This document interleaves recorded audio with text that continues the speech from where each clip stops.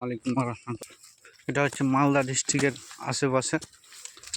এগুলোতে খালি সিজনে সিজনে সব ধরনের বিজনেস করানো হয়, চাষাবাদ করা হয়।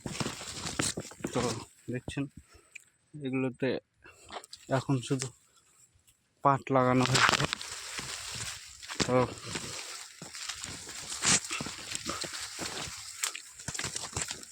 দেখছেন আরও সিজনে সিজনে ধান লাগানো হয়, অনেক রকমের চাষাবাদ হয়।